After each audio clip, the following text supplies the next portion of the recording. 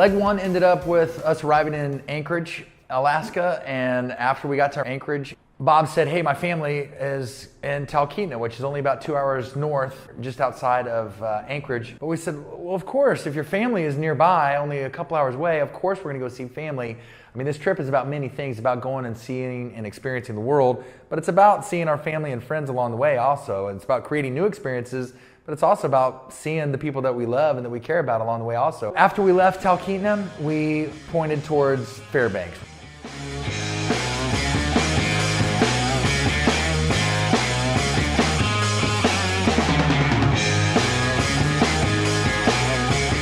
Stopped just short of Fairbanks at a brewery called the 49th State Brewery. And the 49th State Brewery is a really cool brew pub right off the side of the highway. And we were just gonna stop for one beer and keep on going. We ended up spending the whole afternoon there. We met these people from Boston. They were actually these beer connoisseurs. Bob and Brian brewed a lot of beer together. We fell in love quickly with the 49th State Brewery and all the beers that they had. And then we sat around this fire pit and we met these like-minded people that they knew everything about beer. I thought I knew enough about beer. These people knew everything about beer. When we were at that 49th State Brewing Company, they had in their yard this replica of Chris McCandless, guy from the book and the movie Into the Wild. Into the Wild is one of my favorite books. Unfortunately, he loses his life and he perishes in this school bus. It's a hunter shelter that this 49th State Brewing Company made a replica of it, and it is the exact same number and colors and everything. And so it's just a really special place. So as we approached Fairbanks, we had been talking about getting some stickers, and we found a print shop that said they could do them in one day, so we took one extra day. While we were in Fairbanks, waiting on the stickers to get made, we took a tour around Fairbanks. And Fairbanks, like a lot of Alaskan towns, got a really neat old history. And the Alaskan pipeline goes right there through Fairbanks. And so we took a ride just north of Fairbanks, and we toured part of the Alaska pipeline, which is pretty cool because the pipeline is right there on the side of the road. And they have all these little kiosks along the side of the road that you can just learn about the pipeline and how they built it and how much oil they pump through it. And it's just a little fascinating American ingenuity, and it's right there and you can reach out and touch it. It was a pretty neat day. I guess I don't know really what I thought. I wasn't expecting those pigs. Yeah, pigs to be in it. We just learned about that over there. Pig is kind of a unique term. I wonder how they came up with that. It's got to stand for something, doesn't it? Gotta. I have no idea. Good old acronym somewhere in there. Yeah. Come up with it. Come on. Petroleum in ground. That's really all we did in Fairbanks. We just really kind of regrouped for everything before setting out across the country. It was a good place to kill an extra day and us to kind of sift through our gear before kicking it out of town, and then we kicked it on down the road to a little town called Tok.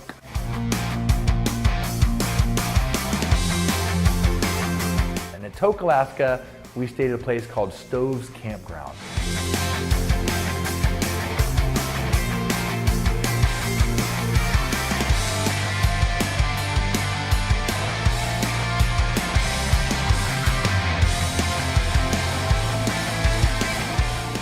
We met some of our favorite people along the way so far at Tok, Alaska.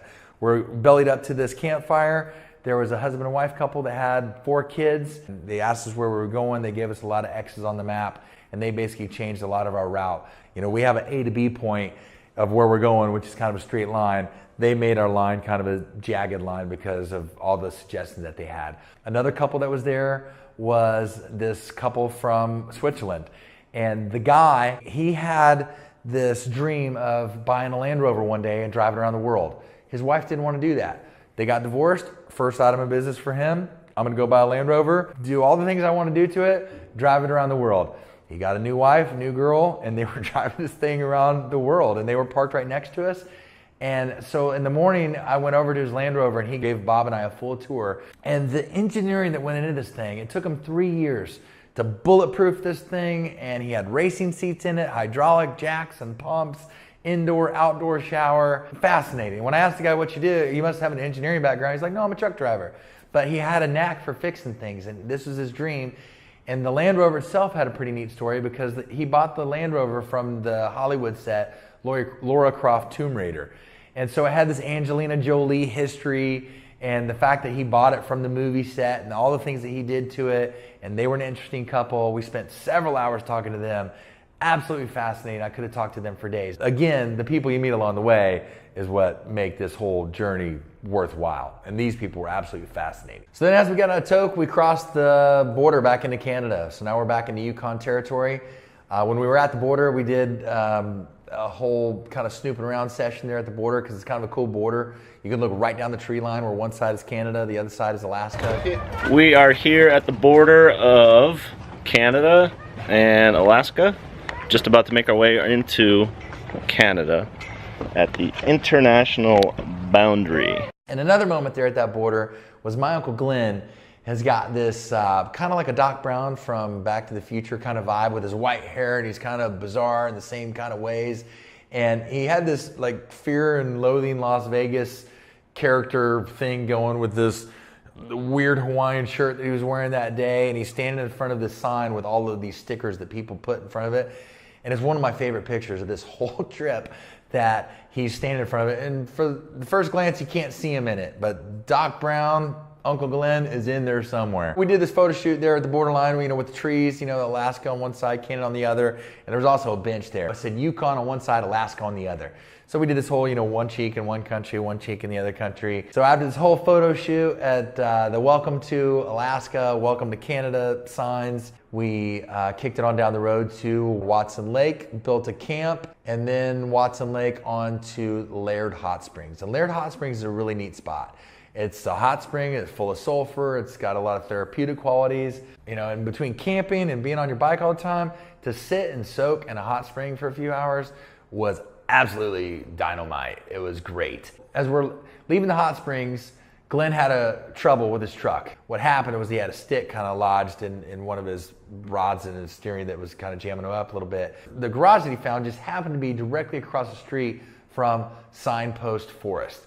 And Signpost Forest is a famous place on the Alcan Highway. It's just got probably tens of thousands of signs in this one little area. And there's everything from family signs, anything. If you have an old sign you don't know what to do with, you send it up there and they stick it on something.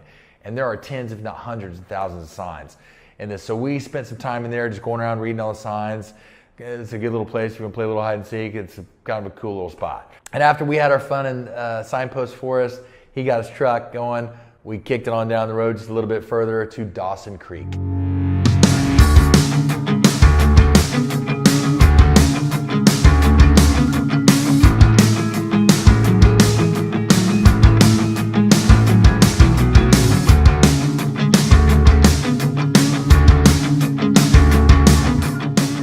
Dawson Creek is a cool little town, and there's also a huge sign there that says, "Welcome to the Alcan Highway."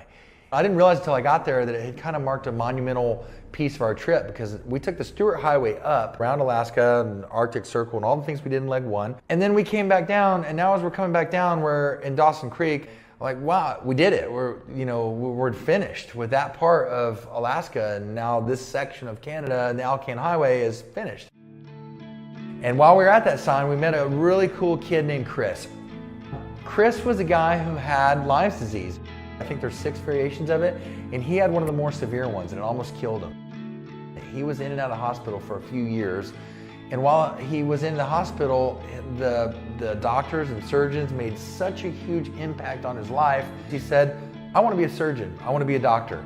And so he was on his way up north to Alaska, and he was beginning his journey through medical school. And while we were sitting there getting to know him, he asked us where we were going, where we've been, and he asked if we were going to go to Jasper National Park. Jasper National Park is one of those things that most Canadians said, "Oh, you're going to go to Banff? You're going to go to Jasper? You're going to go to Lake Louise?" After talking to Chris, I guess we got to go there. So when we were going to go to Edmonton, we now were making tentative plans to go backtrack westbound to Jasper National Park. When we left Dawson Creek, and we were now on our way towards Edmonton so that we could pick up my wife, Pascal. And Pascal was going to join us for 10 days and go across Canada. But I felt bad that Pascal was only going to see the plains, and we had kept hearing Chris, the guy from the Dawson Creek, he kept saying, you got to go see Jasper National Park. So we had another discussion. We said, let's go westbound. Let's go the opposite direction. This is about seeing the world. This isn't about hurrying anywhere. So we went the wrong direction. We went westbound the next morning, and we went to Jasper National Park.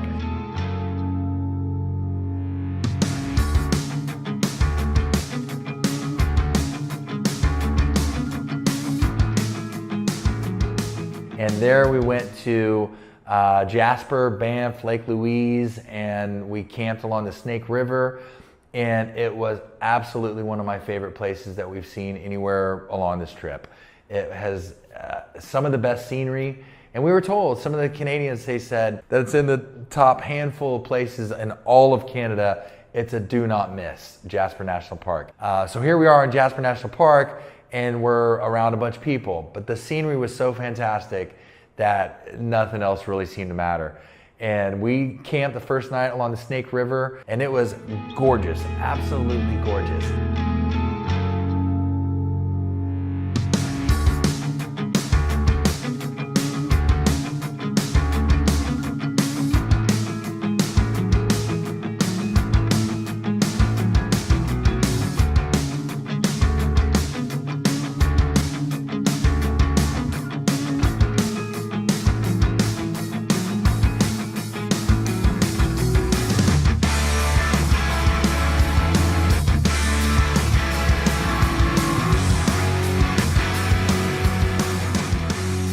So the next morning when we got up and we were leaving, there was a couple lakes that we had to pull over and take a few shots at. Then we wound up at Lake Louise. Lake Louise is another one of those places you can't take a bad picture. You just can't. Sometimes there are those places on earth where you're happy to fall in line as a tourist because the places are so spectacular. Lake Louise is one of those places. So after Lake Louise, down to Banff, short stop in Banff. Then we made our way to Calgary. We stopped in Calgary just for a short night. And then now we have to start humping it across Canada. Now we're gonna have a few 500-mile days every day in a row. When we were going across the plains, one beautiful aspect of the plains that they have in Canada that you won't see very much of in the States are these canola fields. These bright yellow canola fields. You have all this green and it's beautiful, but then you have these popping yellow canola fields. So after seeing the 100th one, we said, we got to pull over and take a few pictures in these canola fields. There's something weird about a couple dudes running around in the yellow canola field. The pictures that came out actually turned out pretty good. And there's kind of a happy feeling about being in a canola field. I don't know how to explain it other than that, but canola fields equal happy.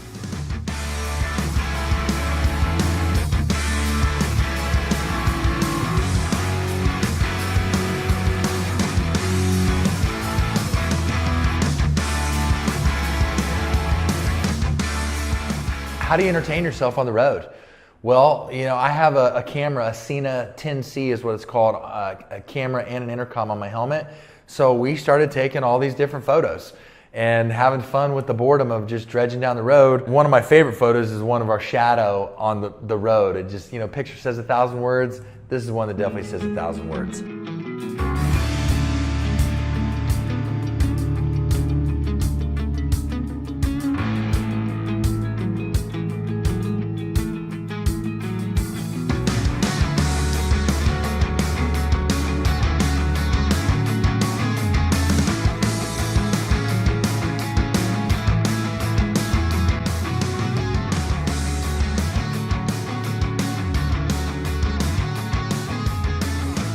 When we got to Alberta, we tried to stop at all the provinces and just do a little welcome to this province. And so we did a photo shoot at the Welcome to Alberta sign. And then we camped at a place called, I don't know if it's Regina. We always called it Regina, but I think it's Regina. I'm sorry for those that are watching from there. I don't know, because there was about 2 people who lived there and we didn't really see anybody live there, but we camped just outside of it. As we made our way to Winnipeg, we got into Winnipeg and we dropped Pascal off. She got back on a plane and went back to Guam where we live. And then as we got back on the bikes, kicked on down the road, and a very short time later, I mean like 15 minutes later, we rolled up in this town and there was this huge beaver. It was this ginormous beaver. And we were laughing so hard at the jokes, which to keep it PG rated, I can't really share the jokes, but I'll just tell you that we were crying in tears of laughter with all the jokes that were coming out of this big beaver. When we got off of our bikes and we were laughing so hard, there was a couple families around this thing and they're all looking at us like, who are these clowns that are just laughing so hard pulling up to the big beaver? As we were laughing and carrying on taking pictures in front of the big beaver, we walked up to the scout and said, hey, would you mind taking a picture? And she said, sure. Well, she turns out to be a 3-time Pulitzer Prize winner for photography. She worked for the LA Times and she had been traveling all over the world. And we sat there and talked to her for a little while and her family. And we've kept in contact with her and watched her travels. And she's always in India or Russia. Again, the people you meet along the way, you never know who you're gonna meet. And another strong impression made by a complete and total stranger. We had a couple laughs at the Big Beaver, and this is in Beaver Creek, Alberta. And everything in this town, Beaver Creek, is beaver. The hair salon is called the Shaved Beaver. So the laughs just kept coming between the Shaved Beaver, the Big Beaver, the 12-year-old little kid in me. I just couldn't stop. Then we left Beaver Creek after many, many laughs, and then we made our way to Winnipeg.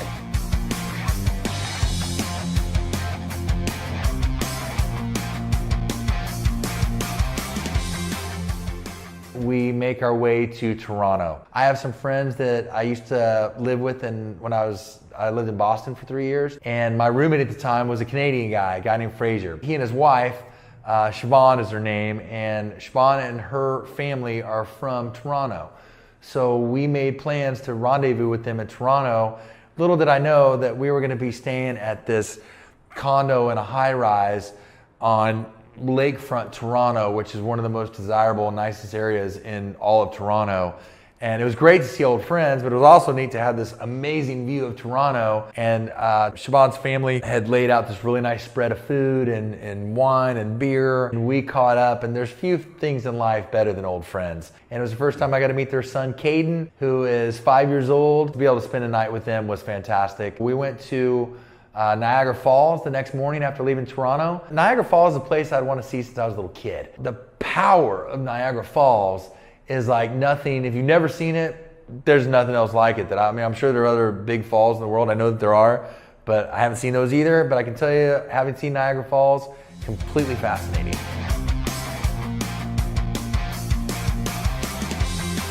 We made it across the border into Buffalo, and that was the first bit of rain we saw on the entire trip. When you think about Anchorage, Talkeetna, 49th State Brew Pub, Fairbanks, Tok, Edmonton, Calgary, Jasper National Park, all the way across Canada, Winnipeg, Thunder Bay, all the distance we did, not one day of rain, not one. And so when we are at the last day, on the last hour of our trip, it started pouring rain. And you know what? We'll take it. And so it poured on us the last hour. We got into Buffalo. We dropped our bikes at Bob's uncle's construction shop. We had a nice dinner in Buffalo, and then we said our goodbyes. And Glenn went to Iowa, and Bob and I went back to Guam. And that was the end of leg 2.